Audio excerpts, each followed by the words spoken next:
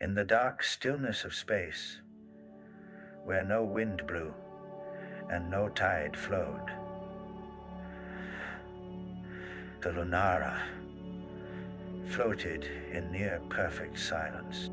It had been a long time since Earth last whispered in the ears of its travelers, and now the only sounds were internal, artificial, and subdued.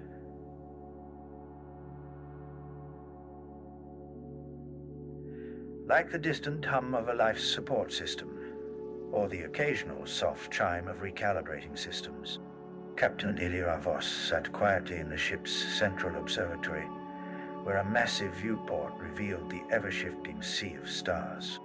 Time moved differently here. Slower, gentler, like a dream slowly turning inwards. The Lunara was a vessel built not for war or colonization, but for quiet exploration.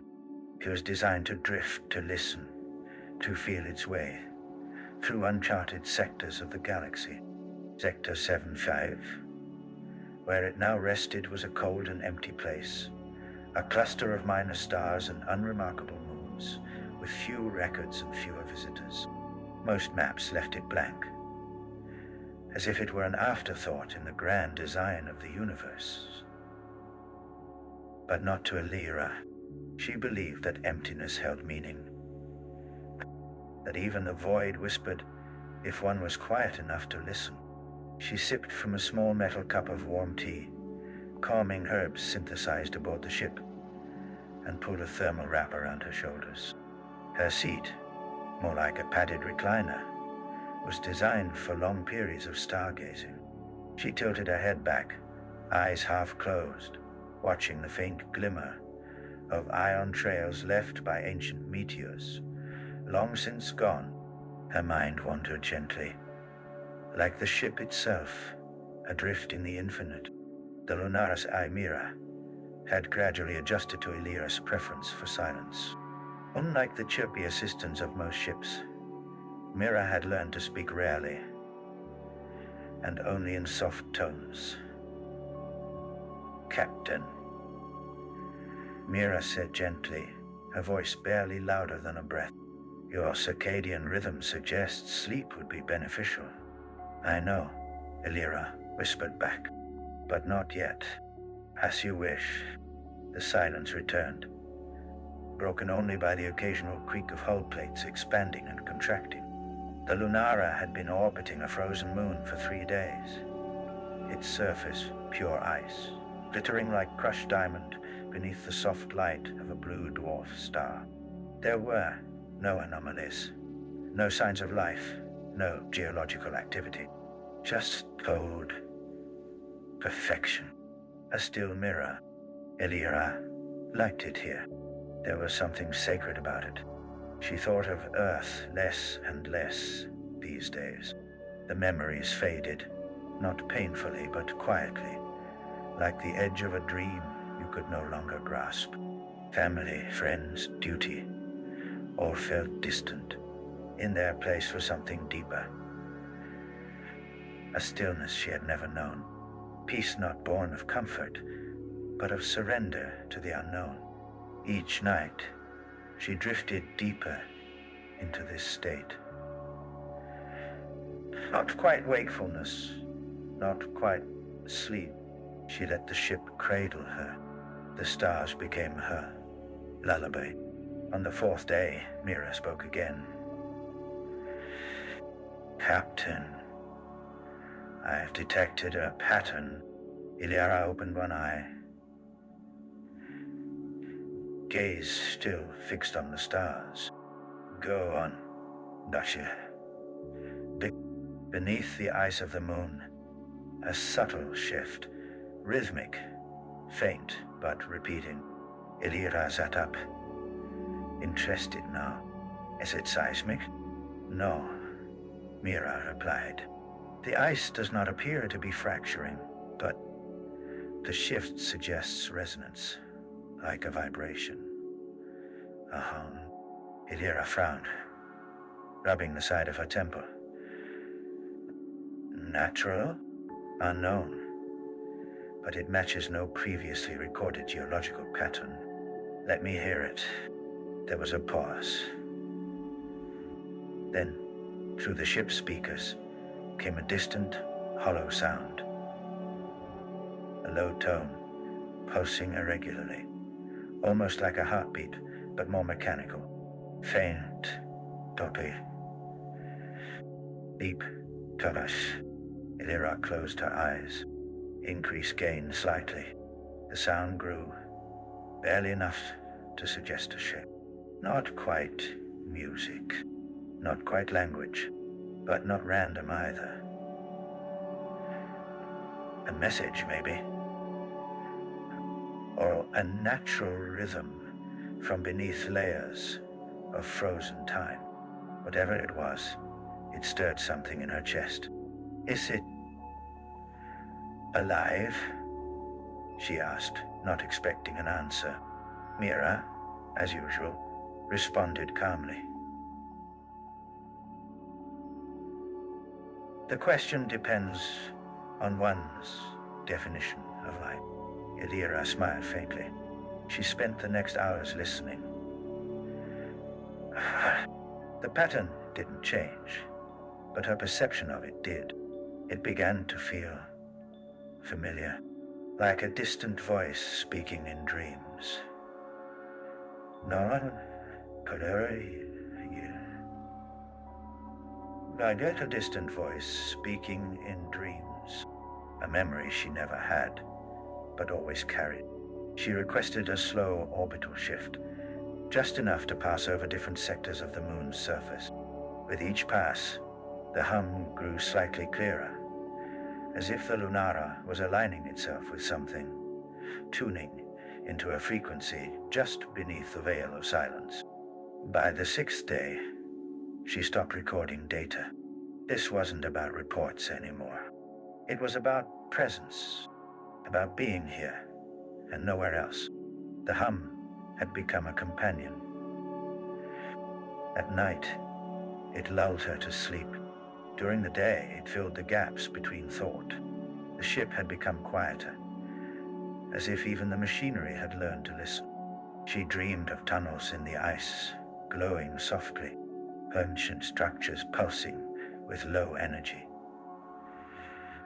Not threatening, not inviting, just existing, as if they had always been there. Waiting. On the 7th day, Mira interrupted again. Captain, long-range sensors detect no anomalies. However, localized magnetic fluctuation has begun increasing due to the moon. Likely. What's the source? Still beneath the surface. The hum persists. Stronger now. Lower in frequency. Any risk to the ship? None for now.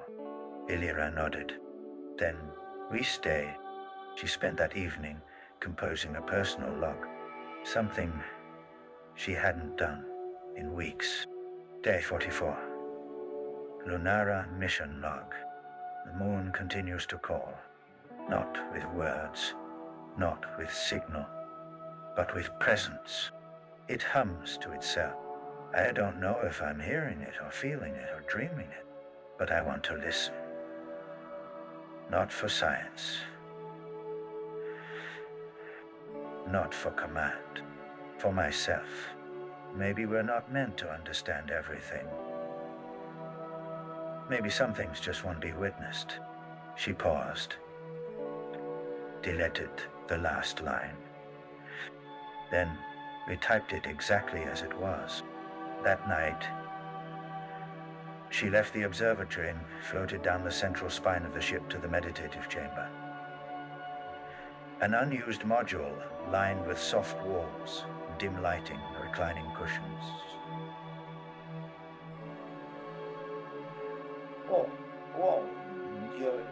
A space meant for mental clarity on long solo missions. She brought a thermal blanket, set the ambient lighting to mimic starlight, set Mira's volume to zero and lay down. As she drifted into sleep, the hum filled her body like a distant ocean tide.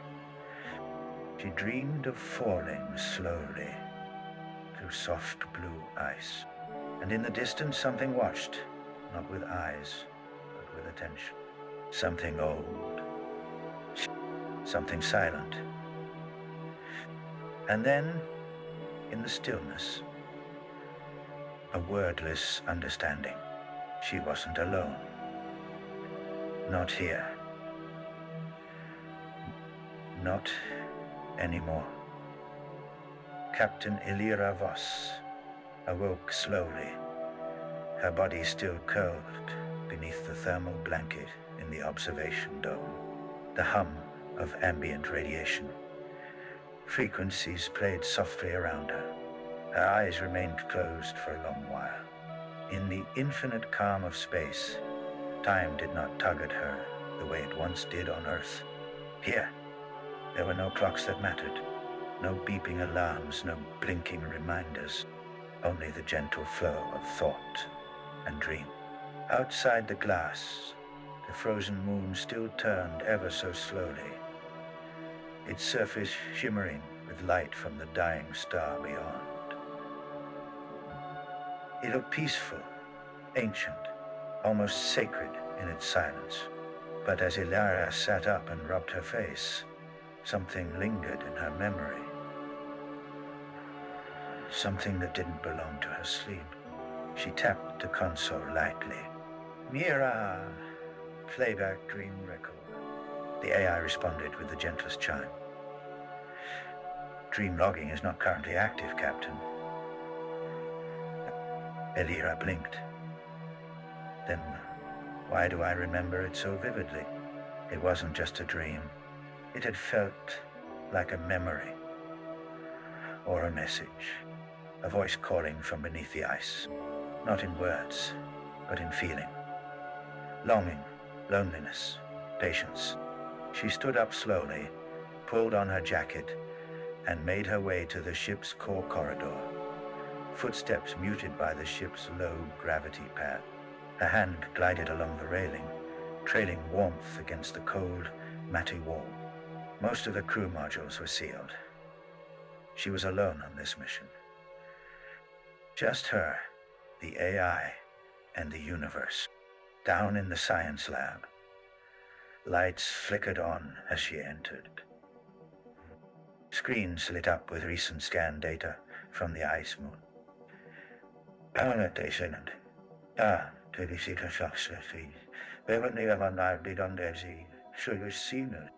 Previously, she had ignored the low-frequency seismic anomalies, assuming they were the result of tectonic shifts within the frozen crust.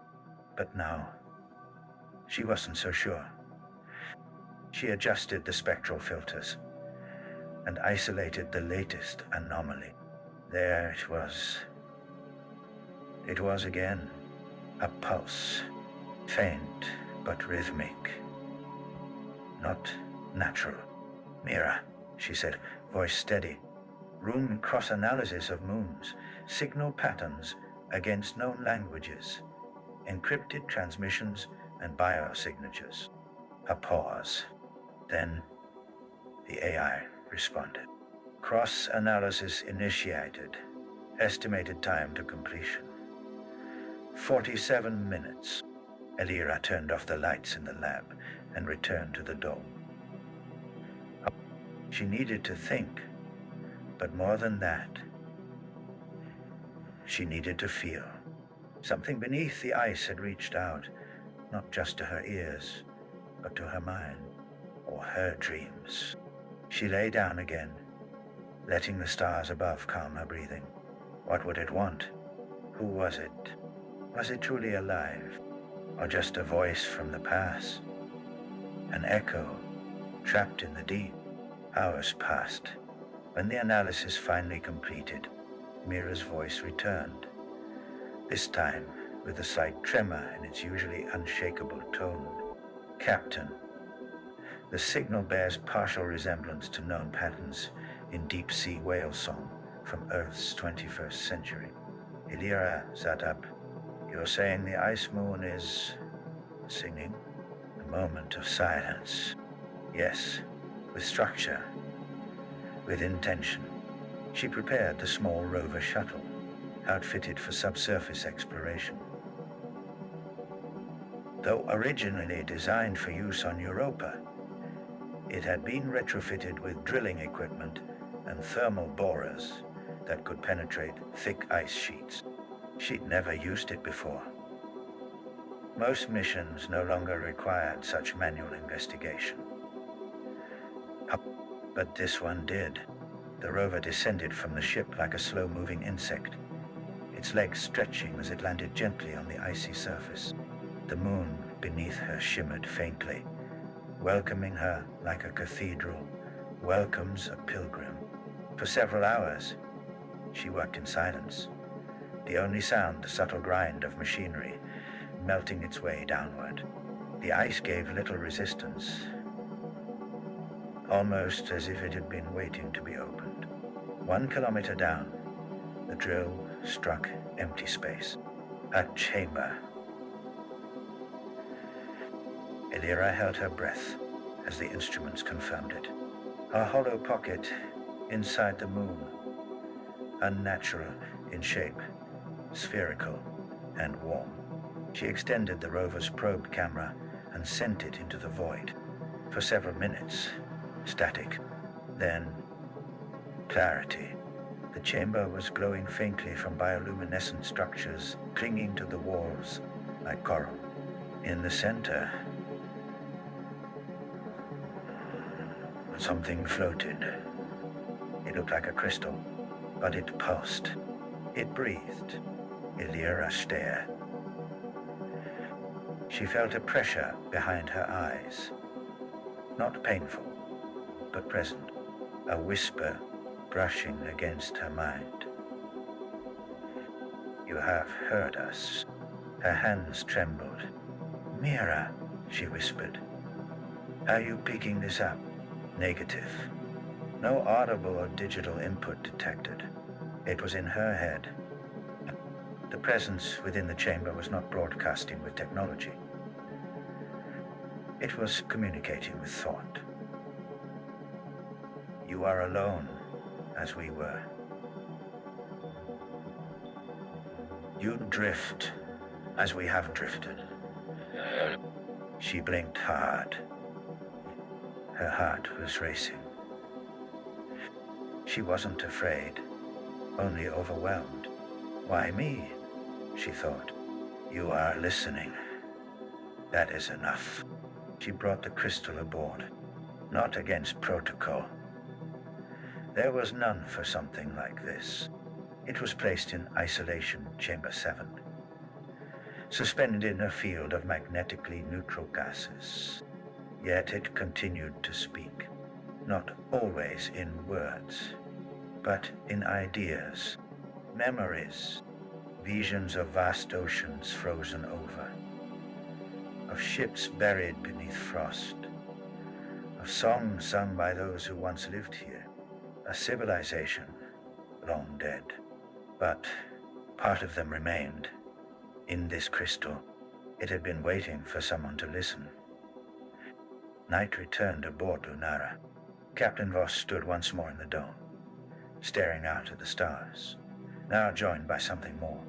She played the radiation hum again, mixing it softly with the now recognized whale-like frequencies from the crystal.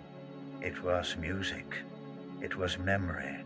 And for the first time in years, Illyra felt like she was no longer alone. The Lunara drifted through Sector 7Phi like a slow-moving shadow across velvet darkness.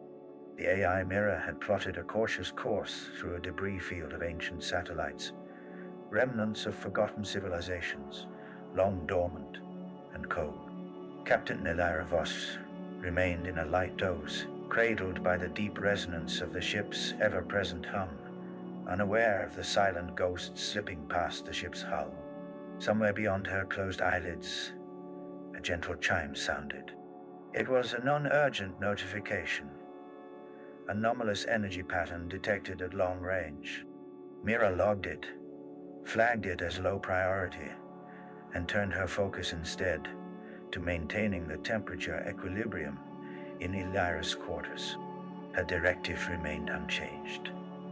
Preserve the serenity. Don't disturb the peace unless truly necessary. And yet, something was happening. Beyond the orbit of the icy moon, just past the field of shattered drones and drifting panels, a strange frequency was pulsing. Mira began recording the data. Low-frequency waves repeating in irregular bursts. Not language. Not clearly artificial, but not entirely natural either. Almost like breathing. The AI held the data in memory, neither worried nor curious. Just aware. Elira woke slowly, as if surfacing from a dream. Her mind took a few moments to align with her surroundings. The observation dome, the faint glow of red emergency track lights, the field of stars lazily rotating outside. She rubbed her eyes and reached for a warm flask of nutrient tea that Mira had left nearby, still steaming gently in 0G. "Good morning, Captain," Mira said softly, her voice barely louder than a breath.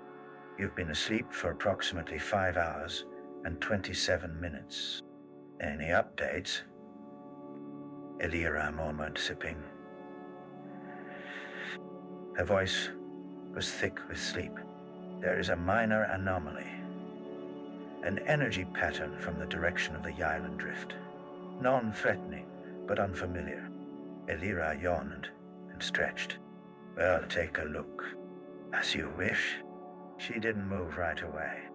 Instead, she remained in her cocooned seat, watching the distant shimmer of stars. Out here, stars didn't twinkle like they did on Earth.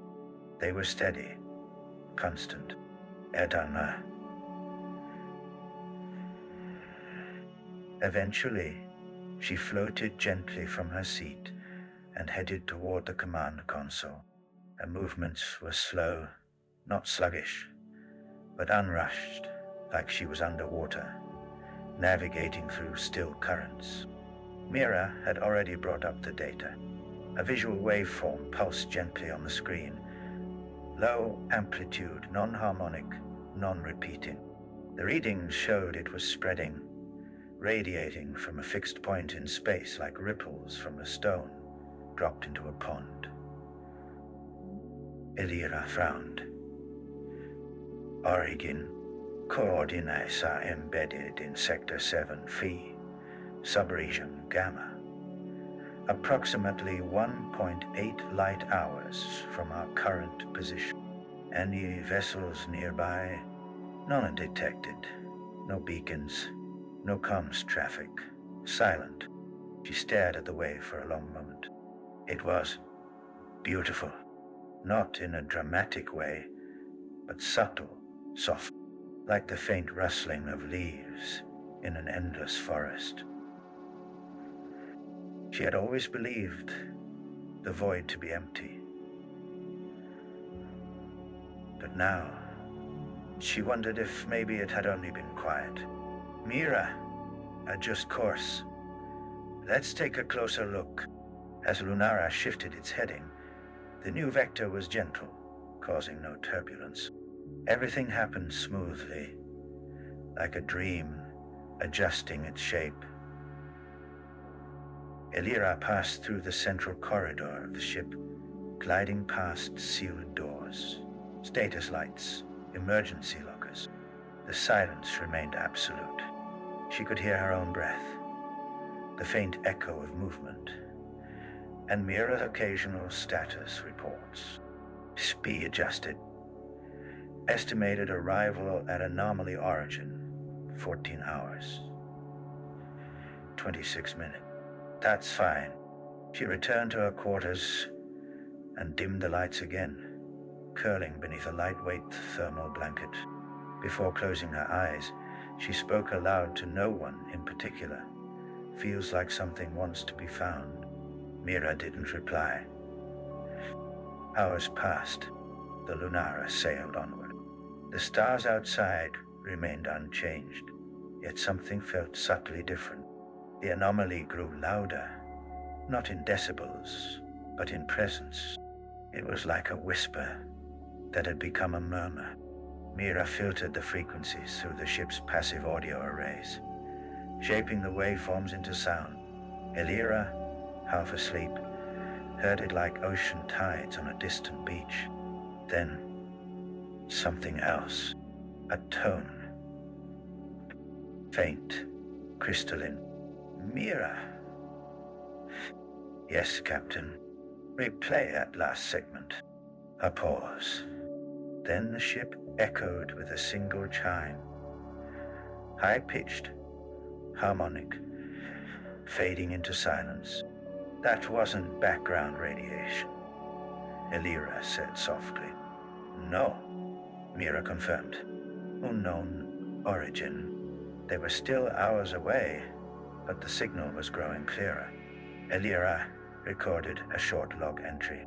Low cache 224. We're approaching an anomaly that's broadcasting at low frequencies. It started as white noise, but now there's structure, music.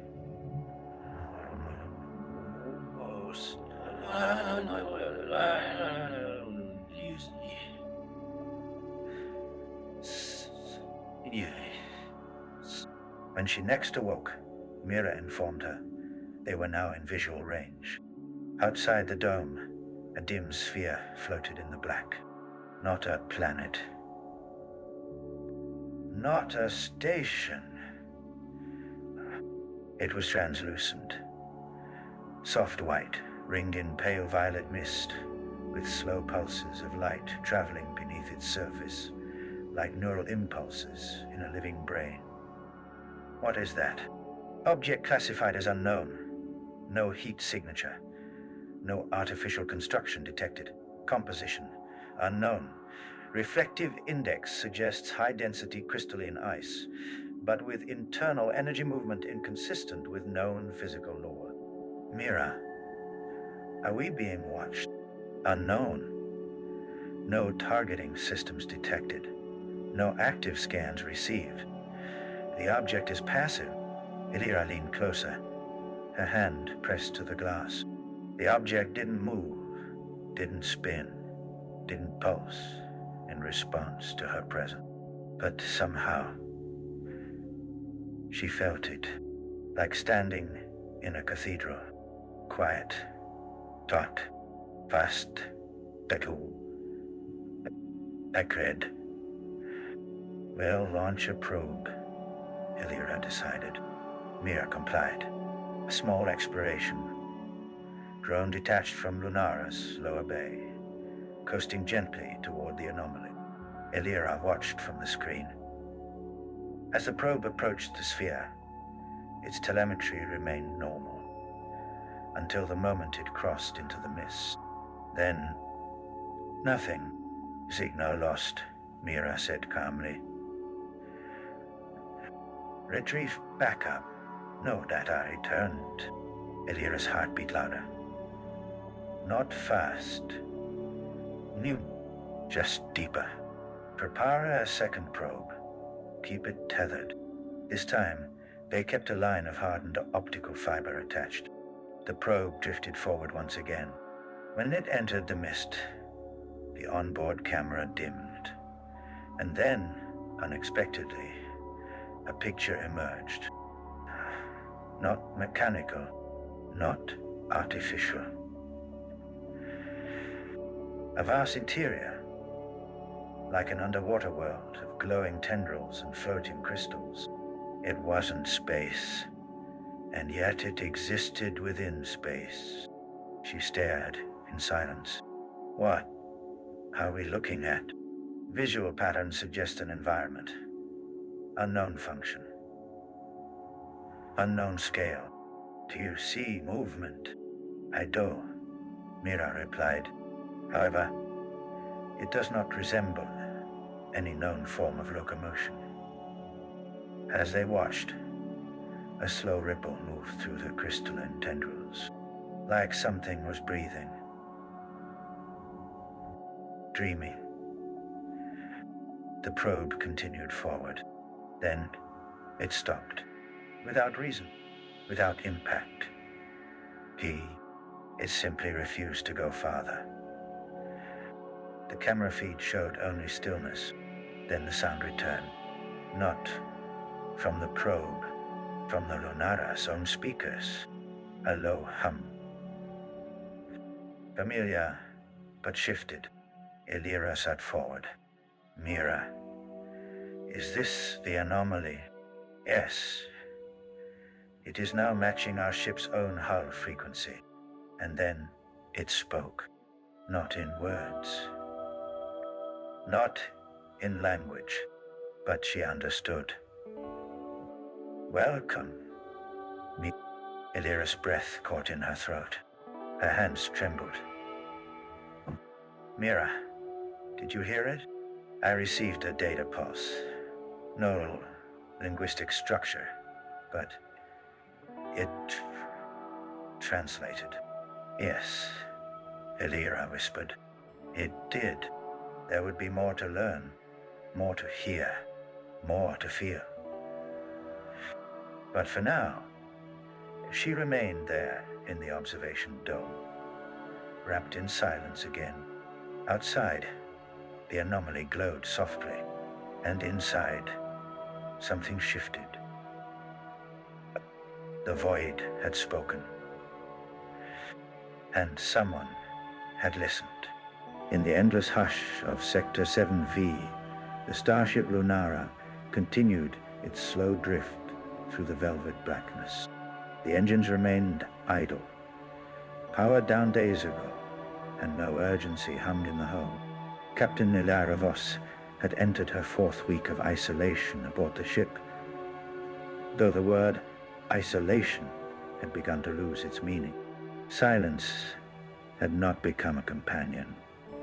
Rather, it had become the very space she breathed in. Down in the control room, dim blue lights cast long shadows across the consoles. The AI Mira operated mostly in the background, monitoring vitals, scanning frequencies, and adjusting thermal balances when needed.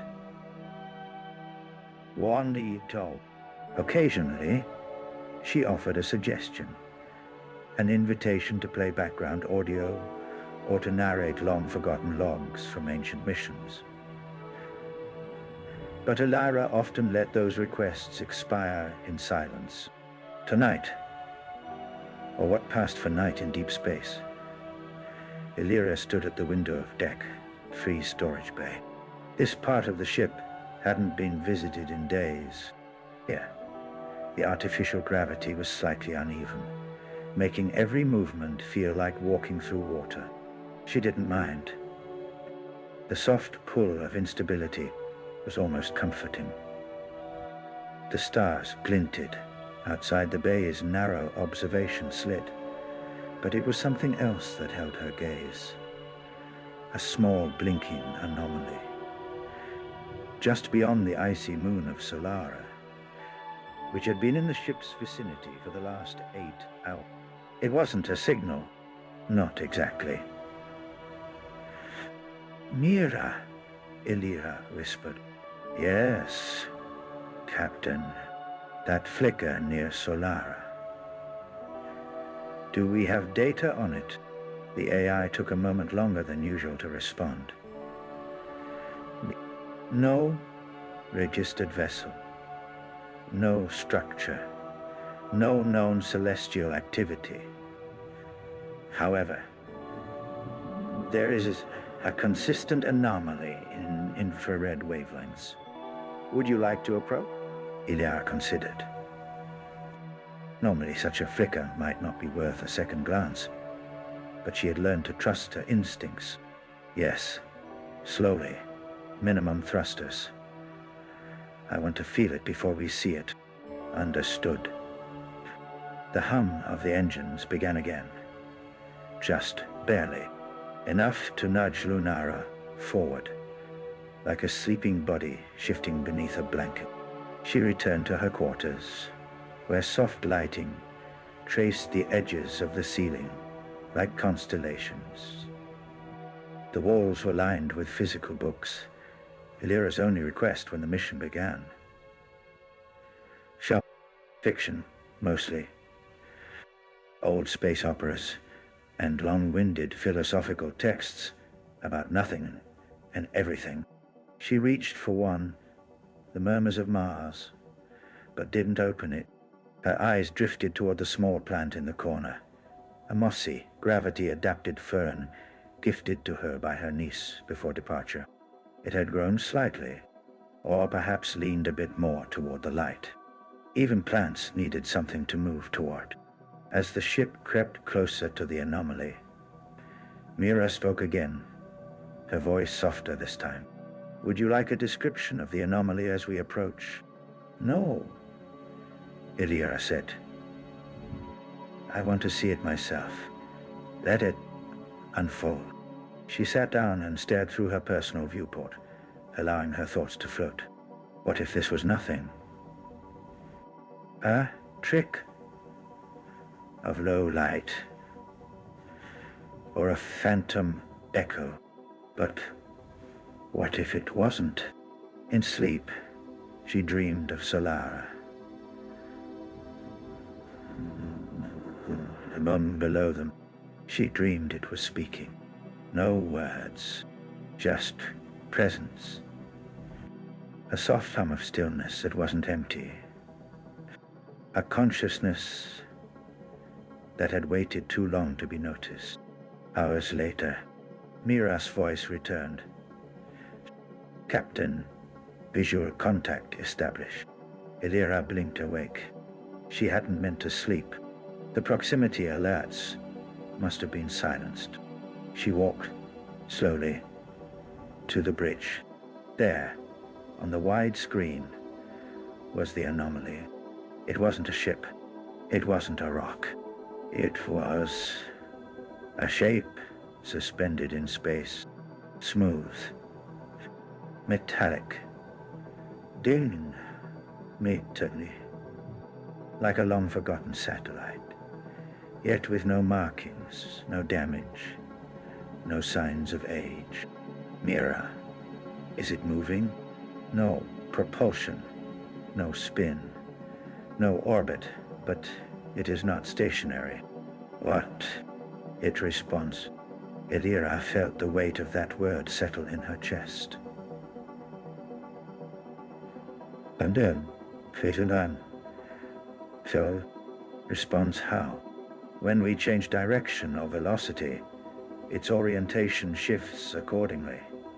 As if it's watching, she stared at the object. The silence now was heavier. Intimate. Open a frequency. Audio only. A faint static hiss emerged from the speakers. But underneath something. A tone? No, a vibration. It was closer to a feeling. Then a sound, a sensation in the bones. Illyra leaned forward. "I know you," she whispered, not knowing why. 12 hours later, the object hadn't moved, but neither had it drifted away. It held position just beyond the ship's front scanners. Illyra had logged multiple reports, recorded audio, video, sensor scans. Mira had compiled everything to a daily report, but Illyra had not sent it. Not yet, because she had begun to feel something strange. Not fear, not even curiosity, but comfort, as if the object's presence confirmed something she hadn't known she was searching for. Late into the next cycle, she stood in the observation dome again. Mira lowered the ship's internal lighting until only stars remained. "Mira?" "Yes." "If I asked you to turn off all systems, except life support, would you do it?" "I would, Captain." "May I ask why?" I want to see what silence really feels like. There was a pause. You are not alone, Illyara. Illyara blinked. What? I detected a second vessel. It is not visible yet, but it's coming. Illyara stood very still. Another ship? No, not exactly.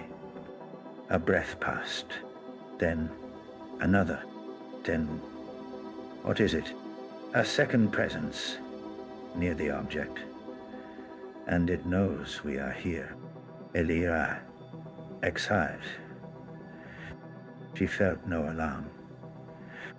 Only a settling stillness. Let it come. To be continued. The darkness of space enveloped the Lunara like a velvet cocoon, absorbing every vibration, every murmur, until only the faintest whispers of the universe remain.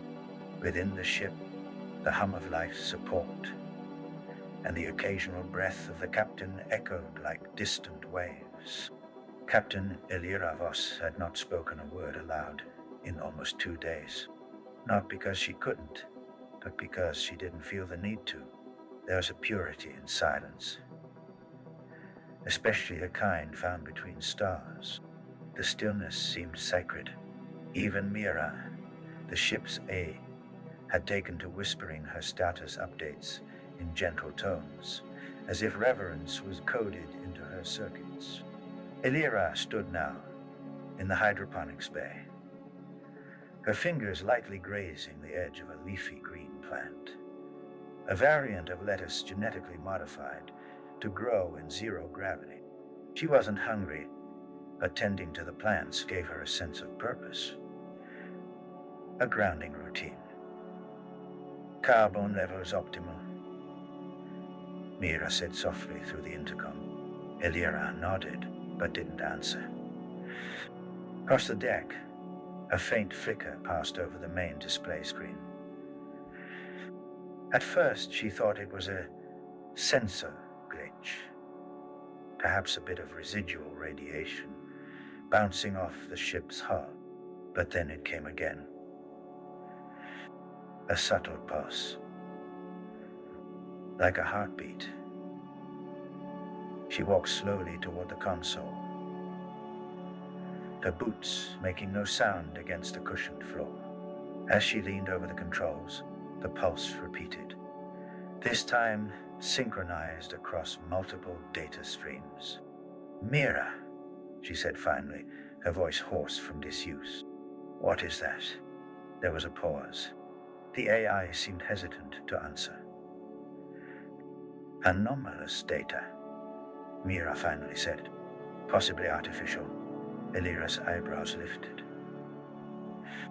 In deep space, thousands of light years from any known civilization, the phrase possibly artificial was a lightning bolt in the quiet. Source? She asked. Clear, Mira replied. But the signal appears to be coming from inside the ice moon. Illyra's stomach tensed.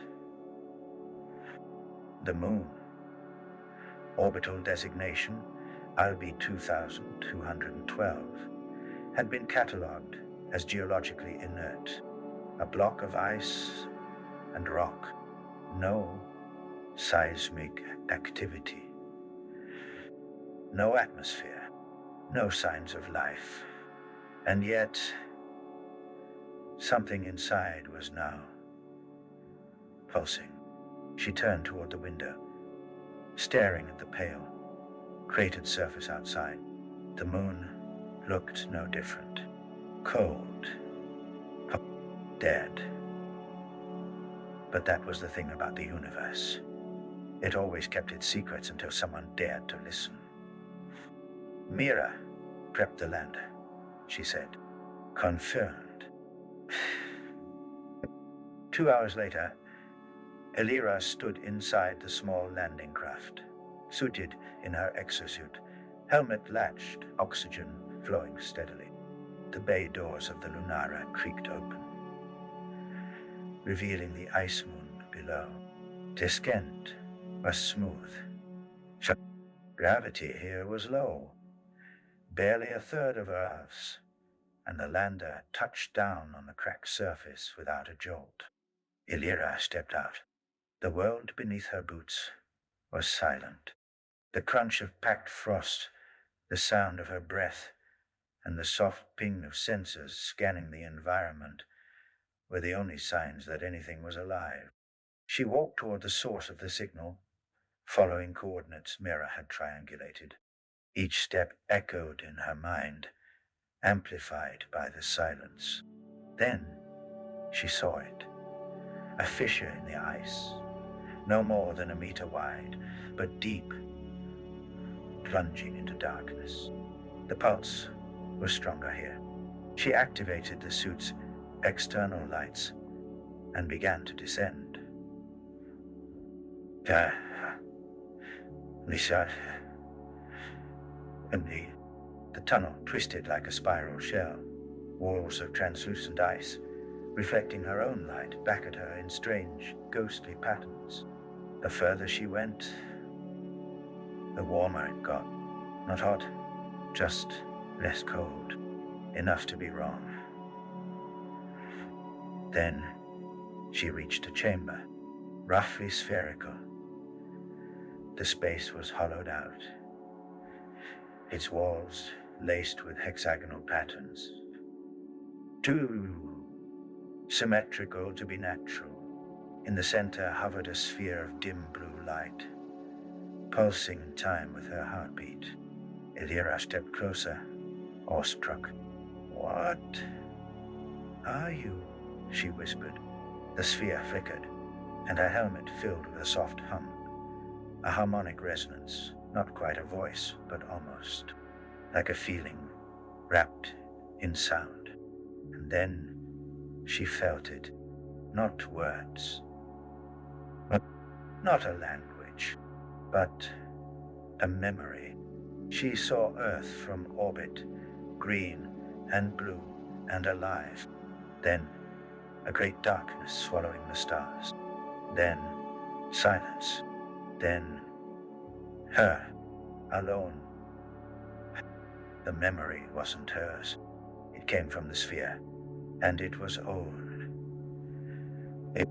Illyra reached out slowly, her gloved hand stopping just short of the pulsing light. The hum deepened, enveloping her in something warm, comforting. Then, just as quickly,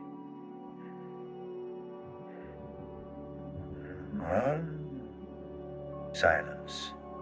Clips. The light vanished. The chamber dimmed. Signal loss. Mira's voice crackled in her ear. "Are you still receiving?" "I'm here," Illyra replied, blinking rapidly. "I think I just touched an echo." She began the climb back up. The tunnel seemed different now, like it was watching her, or listening. Back in the lander, as the engines fired up, she looked back at the fissure. It had closed, just smooth ice. Once aboard the Lunara again, Illyra reviewed the data. The readings were real. The pulse, the temperature anomaly, the harmonic resonance. It was all there, but the signal was gone, like it had never been. She didn't report it, not yet. Instead, she sat once more in the observation dome, gazing out at the stars. There was something comforting in the unknown. Something ancient and vast. She closed her eyes and let the ship drift, and somewhere, deep inside her, the hum of the sphere remained. Not a warning, not a threat, just company, and she smiled. The echo of the sphere lingered in Illyra's mind like a fading melody, a gentle refrain that pulled at the edges of her thoughts as the Lunara continued its slow voyage through the endless dark. Days passed in quiet meditation. the stars outside offering no new answers, only an ever-expanding sea of mystery. Illyra found herself returning often to the observation dome, the place where the weight of solitude felt lightest. The stars, distant and cold, seemed to pulse with the same rhythm as the sphere, as if the universe itself was breathing in sync with her heartbeat. She spoke to Mirrorless, choosing instead to listen to the silence and the faint hums of the ship. But the AI was patient and persistent. "Captain." Mirrorless' voice was soft but clear. "I have been analyzing the harmonic patterns from the Ice Moon's chamber. There are recurring sequences, structured and deliberate, but without any known linguistic correlation." Illyra frowned. "Could it be a message?" "Possibly," Mira replied. "But it is more akin to a code or a signal designed to evoke emotion rather than transmit data." Intrigued and unsettled, Illyra decided to revisit the moon.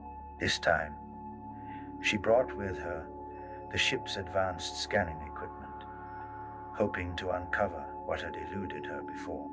As the lander descended onto the icy surface once more, the air outside was colder, sharper, and the silence thicker. The fissure was no longer visible.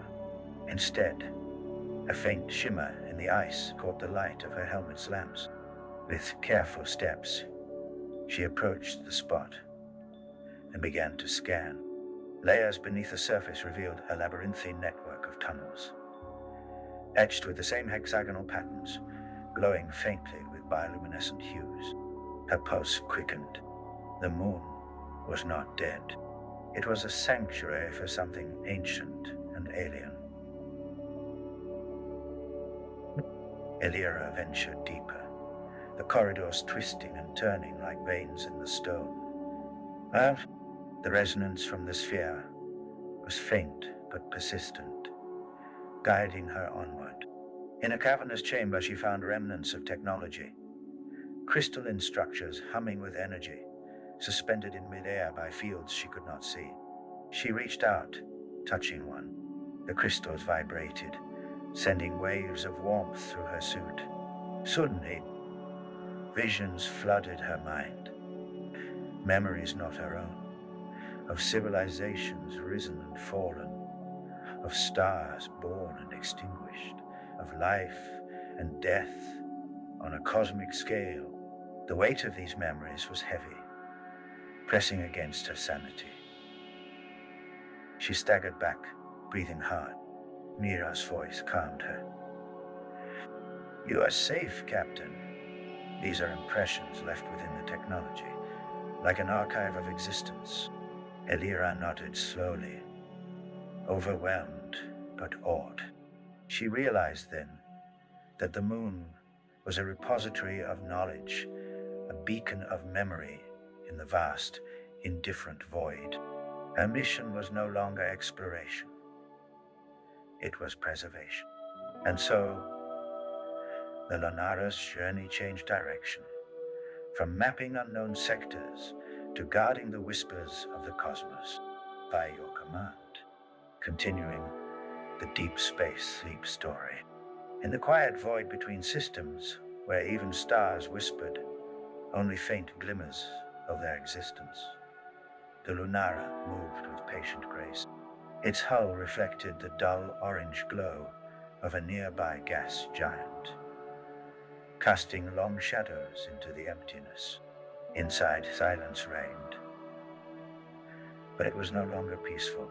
Captain Illyra Voss stood before the central display of the bridge, her eyes tracing the slow ripple of unknown data flowing across the screen. Beside her, Mira's holographic presence hovered like a soft veil of light, still composed, yet undeniably tense. "There it is again," Mira said, her voice modulated to sound calm. But the flickering blue shimmer of her form betrayed deeper processing. Elira leaned in, narrowing her eyes at the repeating signal. It was faint, like the echo of an echo, pulsing once every 43 seconds. Too structured to be natural, too quiet to be confident. "You're sure it's not a system fault?" Elira asked. "I've isolated it from all onboard emissions," Mira replied. "It's external, consistent, and growing stronger as we move closer to the source." Elira exhaled, her breath fogging slightly in the bridge's reduced atmosphere. They had lowered environmental controls days ago to preserve energy. Small measures, subtle steps, a ship preparing for the long sleep. Until this signal interrupted their plan. "How far?" she asked. "Roughly 2.7 hours. Originating from an object in elliptical orbit around the black dwarf Psi Kappa. It shouldn't be emitting anything at all." Elira tapped the control panel, bringing up a 3D map of the system. The object was marked. A small, irregular moon or asteroid, long since dead. No recorded data of past expeditions. No human activity. Just rock and ice, forgotten and drifting. Yet something pulsed from it. Not a beacon. Not a distress call. Something older. The Lunara shifted trajectory with a silent burn, its ion engines cutting through vacuum like paintbrushes across canvas. The signal's pulse grew louder, clearer, but remained indecipherable. Elira spent hours at the console, analyzing its structure. It wasn't language in the traditional sense. No recognizable syntax. No repetitions typical of artificial broadcasts. It was more like resonance. Something reaching out, not to speak, but to stir. When she slept, she dreamed of cold corridors and hollow voices, of distant lights blinking in endless tunnels, and always that pulse.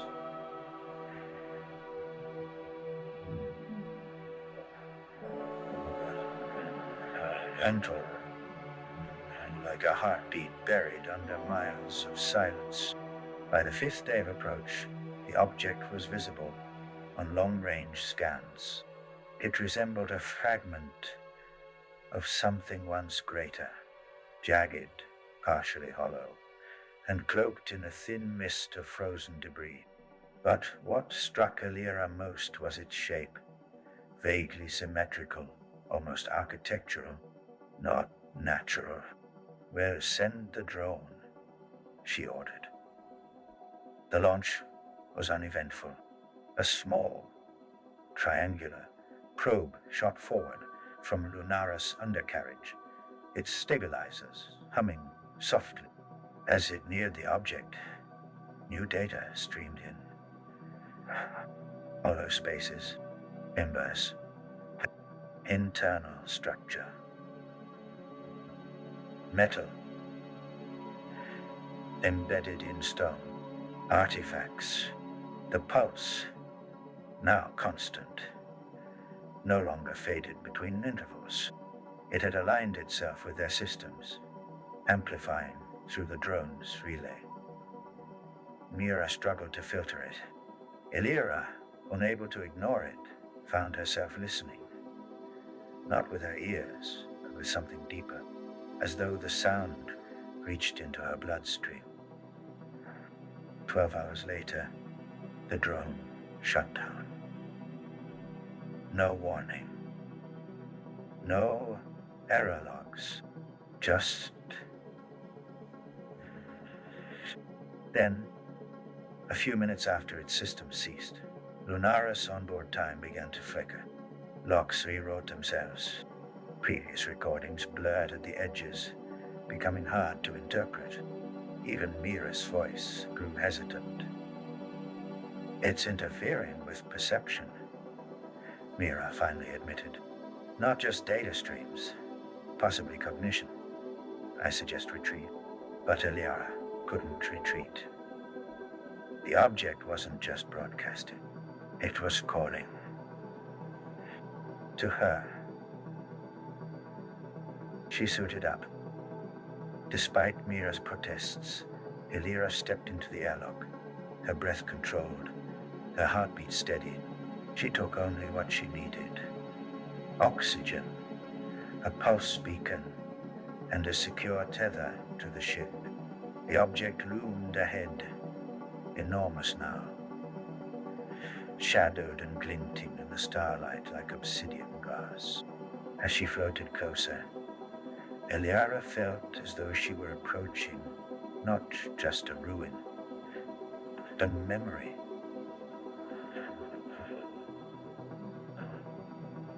Forgotten not by time, but by design.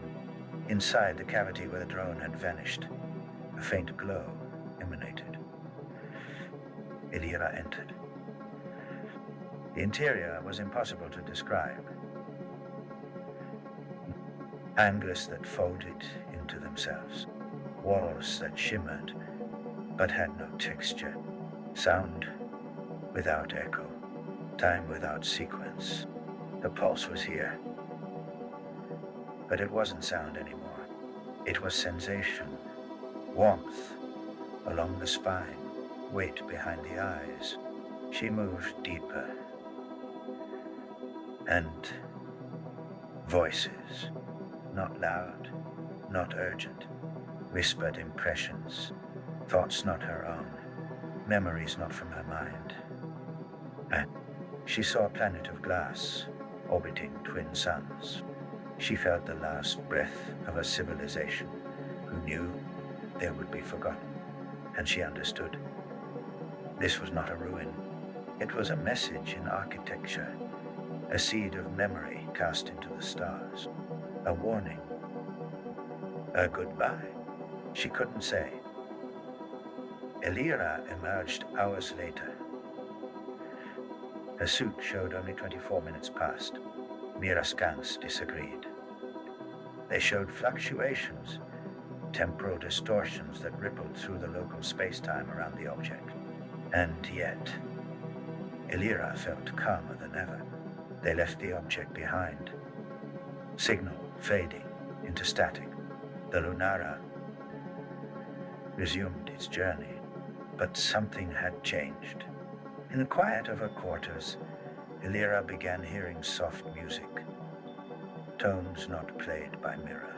She began dreaming vividly of stars being born, of languages sung instead of spoken, and always, always, the feeling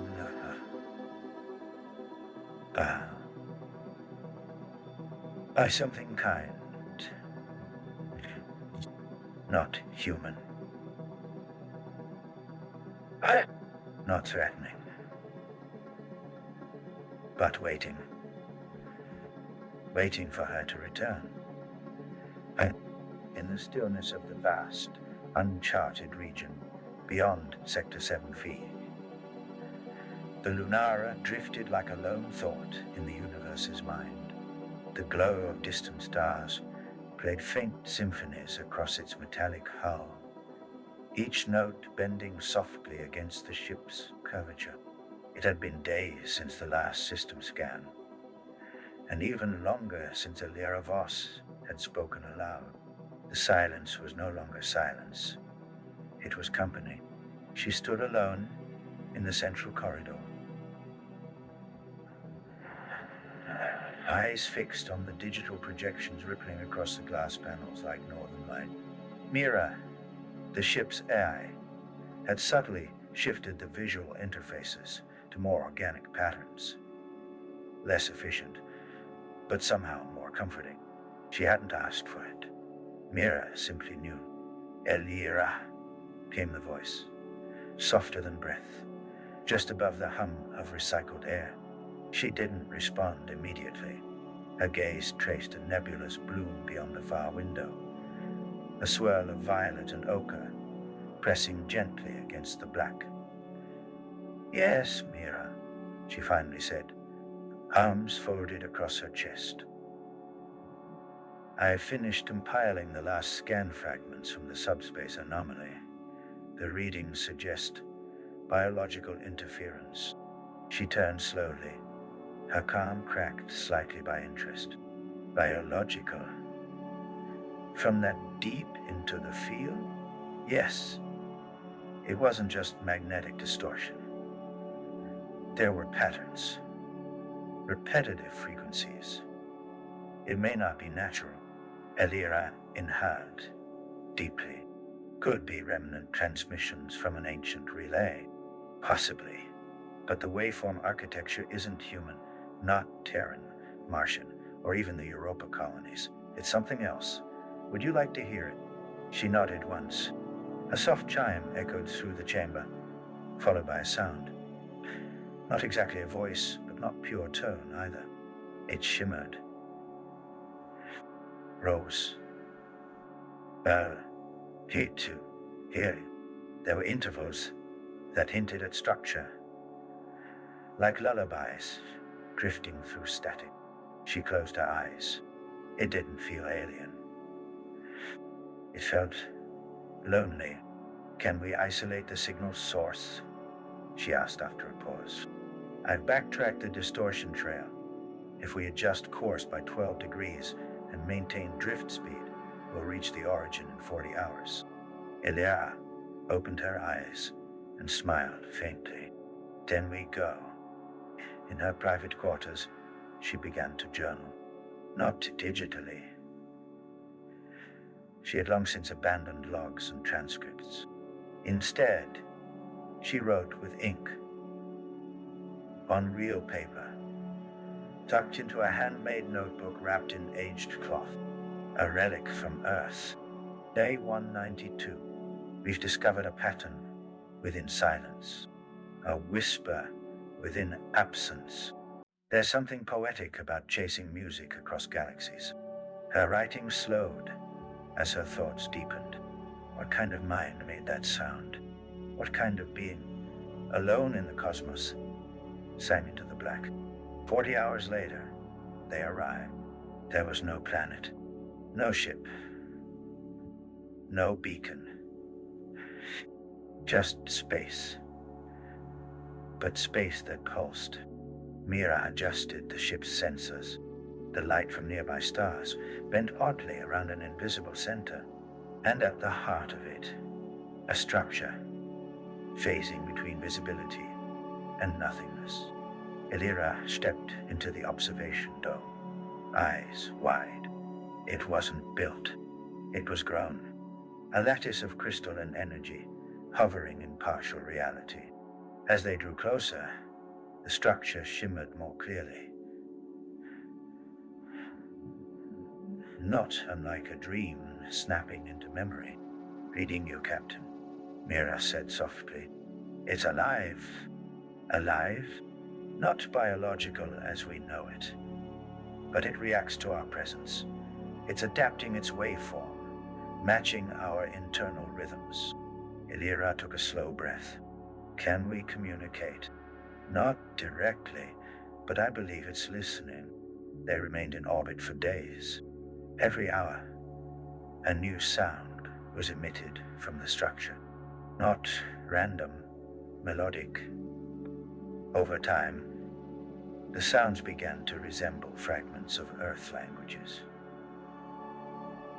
Tonal waves mimicking syllables, cadences, the softness of lullabies or whispers heard through walls. It wasn't mimicry. It was translation. Mira began compiling the data, matching patterns to human emotional states. Joy dot.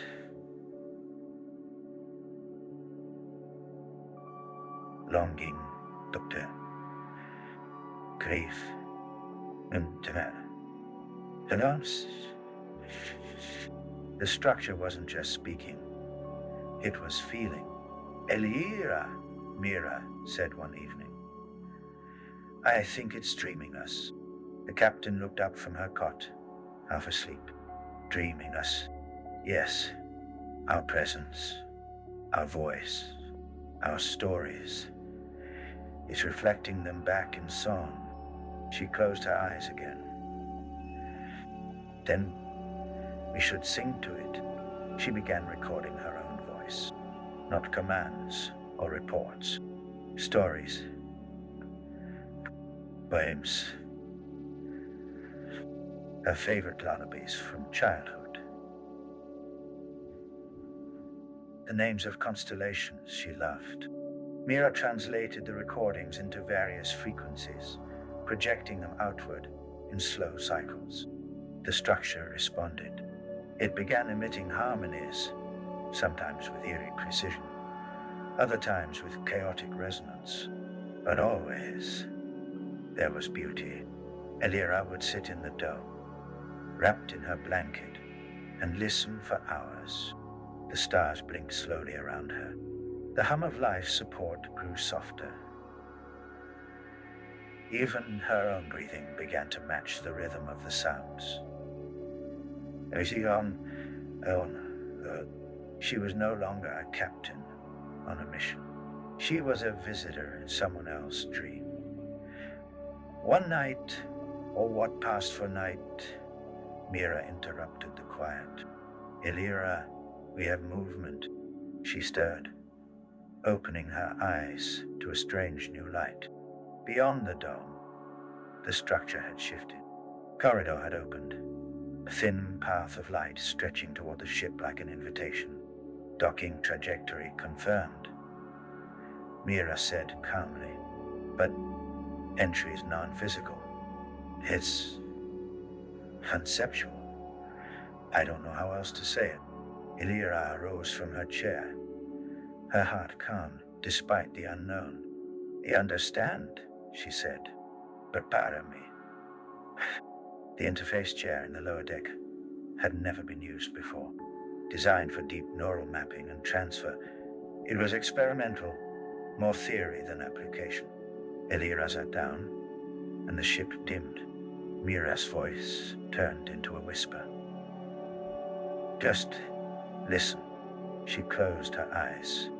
There was a moment of stillness. Then, sound, not through her ears, but through memory, sensation, emotion. She heard laughter, not her own. She saw skies she'd never walked beneath. She remembered songs she'd never known. The structure was sharing its memory. An ancient intelligence, born not from biology, but from thought, formed by the dreams of a billion stars. It had no body, no time, just awareness, and it was lonely, so it listened. To passing ships, to distant broadcasts, to the hums of worlds turning in sleep. And when it heard nothing, it sang. Elira woke with tears on her cheeks. I heard them, she whispered. They remember us. Mira was silent. Then, softly. And now we remember them. That night, Elira wrote a final entry. They are not gods, not machines. They are echoes, the dreams between stars. And in listening, we had become part of the song. She smiled as she drifted off to sleep, the gentle hum of the structure playing in the distance. A lullaby not meant for one world, but for all who dared to listen. The artificial night aboard the Lunara had long since settled over the ship, draping its corridors and chambers in soft, low lighting that mimicked the gentle dim of stars. The ship moved slowly now, caught in a lazy orbit around a brown dwarf. a sunless system, cloaked in perpetual dust. There was no rush, no alarm, no directives from Earth. Command, only stillness. Captain Elira Voss stirred gently in her bunk, awakened not by a noise, but by the absence of one. Mira's ambient hum, normally subtle background radiation from a nearby belt, had stopped. She blinked. Her quarters were still.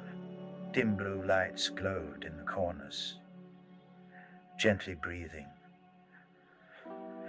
with programmed regularity. Nothing was wrong, not in any technical sense. Sharp, yet something felt. Paused. She sat up, ran a hand through her hair, and let her feet touch the cool floor. Her routine was etched into her body like a second language. Slow stretch, breath in, breath out. Tap the floor once to wake the system. The soft purr of the ship resumed in the walls. Mira had simply adjusted her own routines. Good morning, Captain. Mira's voice said softly, not through the speaker, but from Elira's personal terminal. Apologies for the silence. I calculated a 92% probability that uninterrupted sleep would benefit your heart rate variability. Elira smiled faintly. I didn't mind. Thank you, Mira. She walked barefoot down the corridor toward the observation dome. It was her favorite place on the ship, a half-sphere of reinforced glass, and carbon lattice protruding gently from the Lunara's dorsal structure. The stars here weren't particularly bright. The brown dwarf offered little light, only a quiet gravity well and a ring of drifting debris. Still, they were stars, and that was enough. She brought a blanket with her this time, not because it was cold, but because she liked the weight. There was comfort in simple things, a warm blanket, a cup of artificial tea, the silent loyalty of metal and circuits humming faithfully in the walls. A routine of stillness. Mira dimmed the dome lights as Elira entered, sensing to her circadian profile. A slow ambient track, a reconstruction of what wind might sound like in a bamboo forest, began playing at low volume. Elira folded herself into the reclining chair, tucked her feet under the blanket, and stared out at the void. This had become part of her daily rhythm. Not official, not logged, not necessary, but essential. Watching. Thinking. Sometimes speaking softly to herself or to Mira, or to no one at all. The silence of space did something strange to time. Minutes felt like hours, and hours evaporated. She'd begun to wonder if this was what true peace was. Not the absence of noise, but the presence of vast, untouchable distance. Message from the past. The silence was broken. Not loudly, but suddenly. A soft ping echoed from her wrist panel. Not an alarm, not a warning, a message. Unscheduled. She lifted her arm, tapped the screen, and saw a message buffered from 3 weeks ago. Delay due to signal distortion around the dwarf system. Pande, du, pil, kanti, lord deka staff, data, from Earth Command. Subject, non-urgent, long-distance transfer. Captain Voss, please confirm receipt. We are sending you navigational data and a package containing long-form psychological media for crew engagement. Use as needed. Siamende da. Hessel. Deep mission oversight, a file attached on point 40B, labeled simply Dream, Echoes, Sequence A. Illyra raised an eyebrow. She knew what this was. Experimental. Dot. Audiovisual stimuli designed for long-term solo missions. Constructed dreams, ambient narratives, meant to ease the effects of loneliness, repetition, and time dilation. Not propaganda. Not entertainment. More like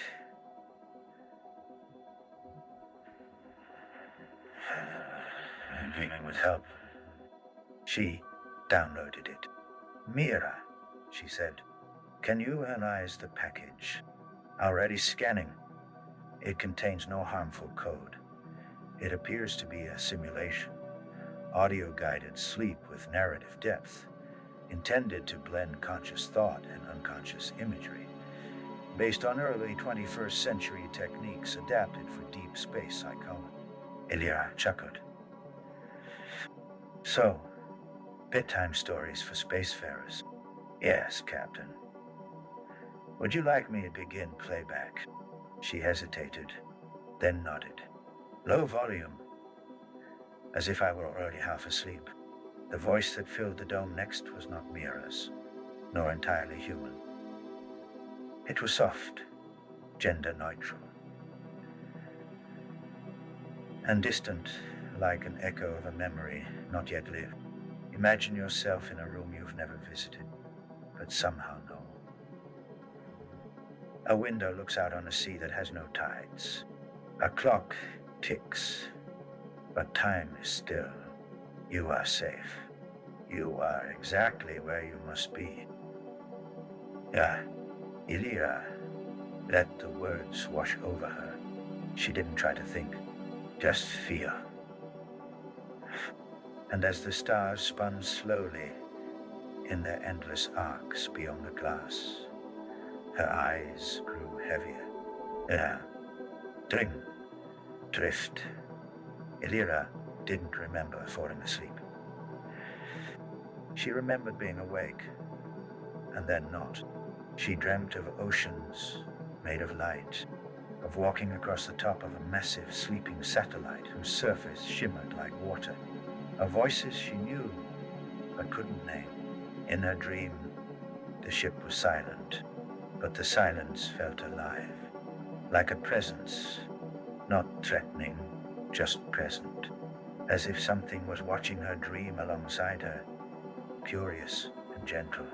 Then she stood at the edge of a chasm, a great black scar across a silver moon, and she leaned forward and she woke, mourning in the void. Her tea was still warm. Mira had kept it that way. Sleep report, she asked softly. REM cycles were deeper than average. Neural activity indicates increased dream synthesis.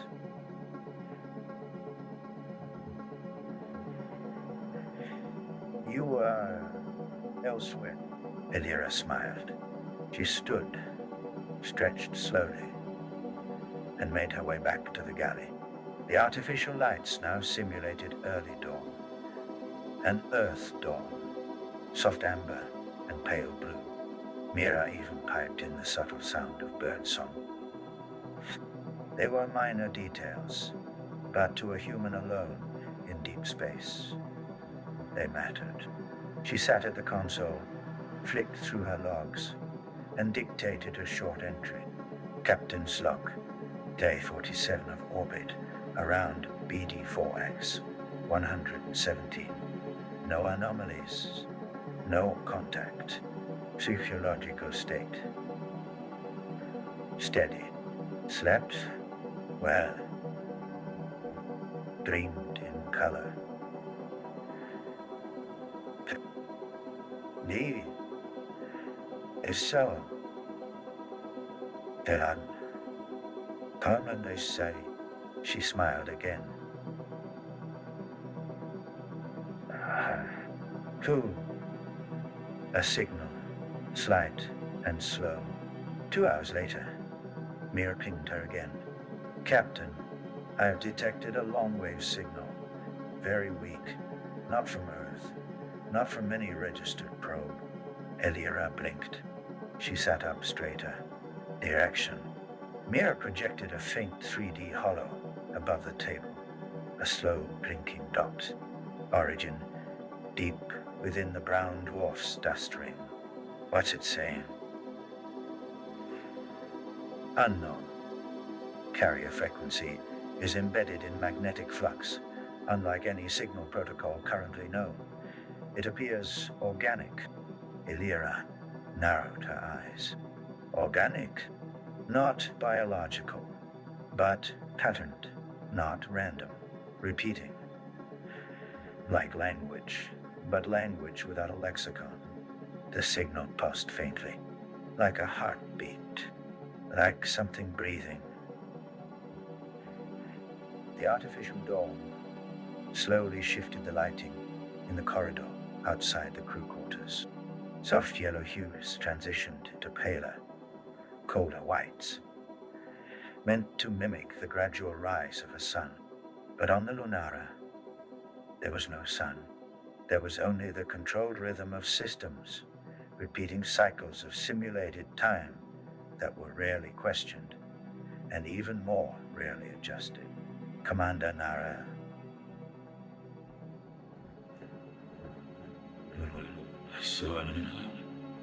Laden tapping sound against the padded floor as she walked toward the galley. She walked slowly, deliberately, as if every step was its own meditation. She wasn't in a rush. No one was. Nothing ever happened fast aboard the Lunara.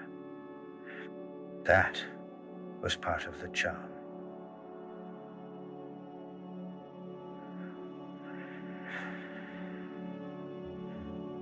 And part of the fatigue. Tanran taught la fatigue. Inside the galley, soft ambient hums blended with the quiet whir of drink dispensers and the rhythmic clicking of condensation on metal trays. She selected her usual, some warm, nutrient-rich broth, and sat by the viewport, which currently showed the drifting edge of the Perseid dust cloud. It was a soft, barely there gray haze, speckled with fine particles and occasional flashes of reflected starlight. Every morning, Nara sat in that same spot. She drank the same broth, watched the same stars. It was not boring, exactly, but it was repetitive, a slow comfort that dulled the edges of time. From another corridor, soft footfalls echoed. It was Technician Ver. He nodded silently, as he always did, and took his place across from her. They didn't speak. They rarely did. Not because they were unfriendly, but because there was rarely anything new to say. Eventually, Nara looked up. Engine still cold. Ver nodded. Diagnostic cycle continuing. No anomalies. Nara sipped her broth. Of course. The AI, Mira, occasionally chimed in through a nearby panel. Would you like a summary of navigational drift? No need, Nara replied softly. We're not going anywhere. The quiet resumed. Mira respected silence. In the hydroponics bay, light cycles ran on their own timers. Pale blue lamps activated one by one, sweeping across long rows of synthetic soil, trays, and nutrient baths. Leafy greens swayed gently beneath air circulators, as though stirred by a phantom breeze. Dr. Aylin Core moved slowly between the rows, checking sensors and oxygen levels. Her fingers ran gently over the surface of a sprouting bean plant. She had done this every day for nearly 3 months. Some plants thrived, some didn't, but the rhythm was consistent. She spoke softly, not to anyone, but to the plants. Good growth.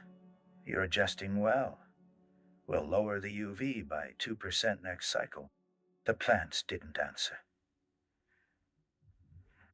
But she liked the routine, the control, the absence of surprise.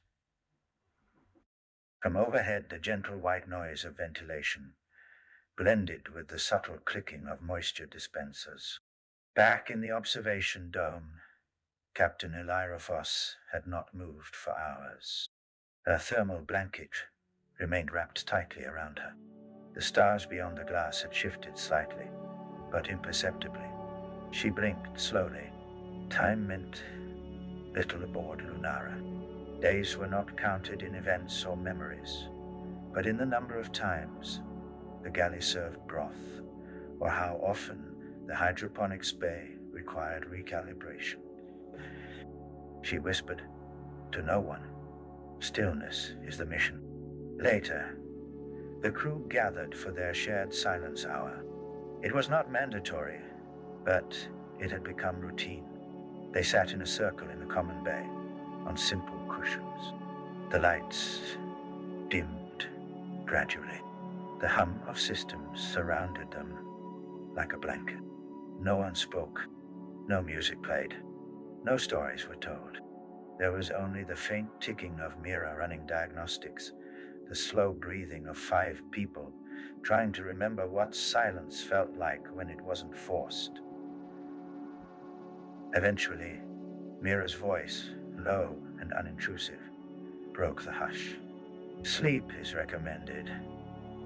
Would you like melatonin dispersion?" "Yes," Nara whispered. Soft mist hissed through ceiling vents. It was odorless, tasteless, gentle. They each dispersed back to their quarters, shuffling like sleepwalkers. Hours passed.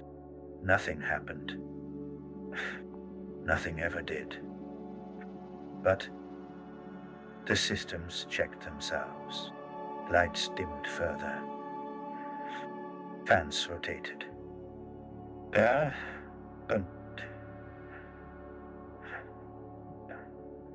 Diagnostics looped. And in the cargo bay, a single panel blinked, then stopped blinking. Nothing to report. Later, Elira Voss returned to the dome. She sat, watched, breathed. The stars continued their distant, indifferent glow. The moon below turned imperceptibly, and Lunara drifted, slowly, endlessly, through space. There were no new messages, no directives, no threats, only calm, only space. In the soft, dim glow of the artificial morning, aboard the deep space exploration vessel Lunara, Captain Elira Voss sat once more at the edge of the observation dome. The stars, beyond the transparent enclosure, moved with slow determination, drifting like flecks of dust caught in molasses. She sipped lukewarm rehydrated tea from a standard issue thermal cup, one hand resting on the console, the other holding her elbow. Her body leaned ever so slightly toward the emptiness. It had been a long journey, not in distance perhaps, although they had indeed crossed several sectors mapped only in theory, but in repetition. Days followed one another, with a pace so slow, so smooth, they had begun to blend together. In her logs, timestamps were accurate, of course, but her perception of time had drifted. What day was it now? What week? It hardly mattered. The crew quarters remained empty. She was the only human aboard. Mira, the ship's eye, continued to maintain operational function. She had been configured early in the mission to keep her interventions minimal. Elira had disabled emotional tone, modeling in Mira's voice during the first month. Now Mira spoke only when necessary, and only in monotone. This suited Ilyra. The mission was one of silence, one of distant scanning, passive observation, quiet endurance. Each morning began the same. The lights would slowly rise from a deep reddish hue to a soft golden glow. The ambient temperature in the living quarters would adjust by 2 degrees. The schedule of maintenance would begin. A quiet chime, barely audible, would signal that the environmental check had completed successfully. There were no alarms, no emergencies, not anymore. She finished the tea and placed the cup on the tray. The sound it made, a soft plastic clink, echoed louder than it should have in the dome. She leaned back and exhaled. Outside, a slowly turning gas giant loomed in the upper quadrant of the dome's view, its storms swirling slowly, endlessly. Down in Deck C, the hydroponics continued to function without need for supervision.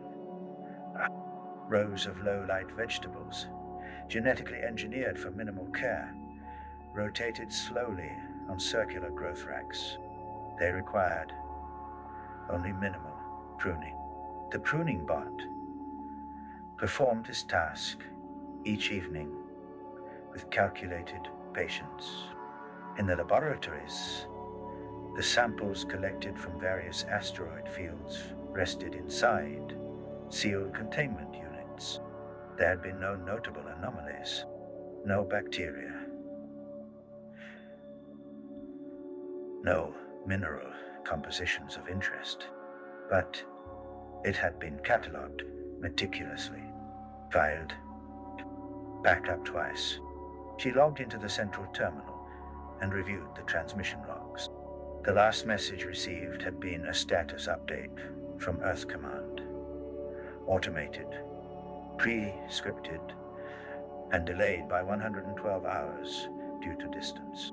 It read, "Continue standard observation protocol. Return window remains unchanged." Ilyra closed the log. Midday, aboard the Lunara, was not marked by time, but by habit. She rose, performed 6 minutes of low-impact stretching as prescribed by the Health AI module, and then walked the internal corridor loop for circulation. The floors were gently padded and slightly responsive to footsteps. There was no sense of weight. Artificial gravity simulated only partial pressure, but enough to keep bones functional. On lap 16, she paused by the storage hatch, pressed her palm to the reader, and watched the slow hiss of the door opening. Inside were sealed containers labeled personal effects. She didn't open any, just stood for a moment, staring, in silence. After her walk, she returned to the lounge module and selected generic background environment, deep ocean tranquility, from the soundscapes menu.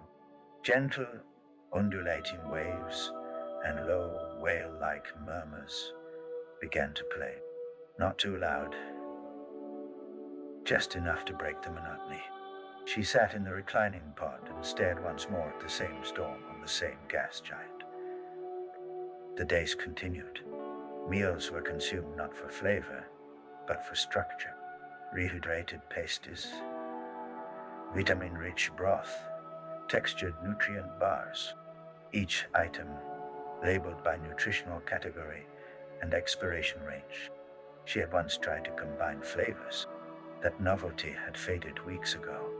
There had been an anomaly on sensor grid 9D, a minor variation in radiation signature, perhaps the decay of a small pulsar. The data had been collected, logged. No follow-up required. Outside, A small moon, with a cracked, icy surface, slowly rotated beneath them. It had no atmosphere, no known history, no official designation. In her own logs, Elira had called it Echo 7, though she knew the name would not be preserved in official records. Still, she logged a note. Echo 7 remains visually peaceful. Recommend future observation. She did not expect anyone would ever visit again. Sometimes, at night,